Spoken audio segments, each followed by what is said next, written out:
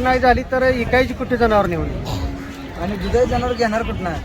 दुधाई जनावर घेणार कुठं? हे म्हणायचं ही आहे 2-3 आणि काही ही 2 एकूण एक चांगली घेतली तर बरोबर. याचे बंद केले. मग आम्ही शेतकऱ्यांना बैल कुणाला ऐकावे? घरी आहेत, खुरपणाचे पैसे द्यायचे, खाताचे पैसे द्यायचे, अनेक लेकराच्या शिक्षणाच्या अडचणी आहेत. हा कशा करावं आम्ही? आता कोण म्हातारा बैल आज घरी म्हातारा कोण होऊ त्याला बैल? हा तुम्ही गाय देऊ नका, गायीच्यावर बंदी घाला बेशक. हा गाय बंद करा. गायवर अन्याय करावं तर तुम्ही जेलमध्ये टाका त्याला. पण बैलाला म्हशीला जमल कसं? हा जमल कसं? पण घ्यावं कोण? हा हे जर घेणार तर घेईल कोणते ना? फुकट सोडून द्यावं लागतील आम्हाला जनावरी. गोशाळा कशाला काय? गोशाळा सरकारने कशाला काढली? फक्त डंगरे जनावर मिळायला.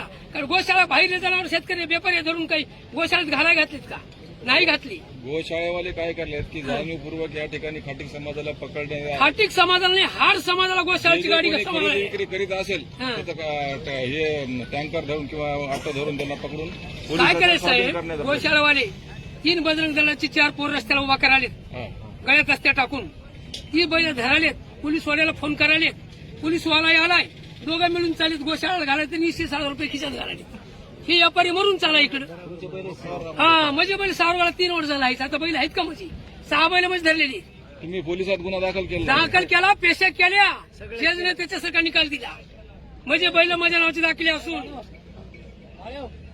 म्हणजे हे जाणीवपूर्वक याचा व्यवसाय चाला. ही गोशाळा नाही, ही व्यापारीची. या जनावर खाटका कोणी घ्यायला लागले नाही.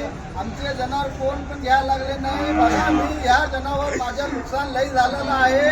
10,02 या माझ्या लई नुकसान झाला. 10,02 आता मी आत्महत्या करणार. मी आता 10,02 सोडून काय करायला घरी